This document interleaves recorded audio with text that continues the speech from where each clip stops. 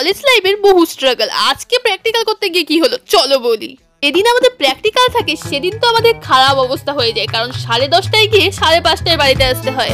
কলেজে এসেই ফার্স্টে আমাদের ক্লাসে গিয়ে মাইক্রোস্কোপ বের করতে হয়, কারণ আমাদের সব কাজ মাইক্রোস্কোপের দ্বারাই হয়। এক একটা প্র্যাকটিক্যাল করতে গিয়ে আমাদের অবস্থাই খারাপ হয়ে যায়, কারণ জিনিসটা আমরা যেটা আনতে চাই সেটা কোনোভাবেই আসে না।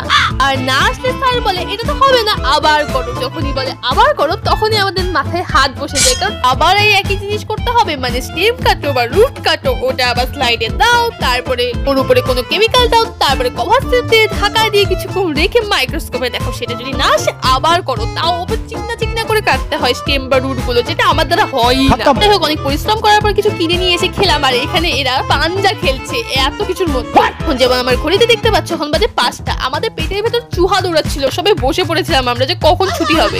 শেষমেশ আমাদের স্লাইডটা সিল করা হচ্ছিল, এরপর আমরা যাবো বাড়ি। এখন আমার চ্যানেলটাকে সাবস্ক্রাইব করা।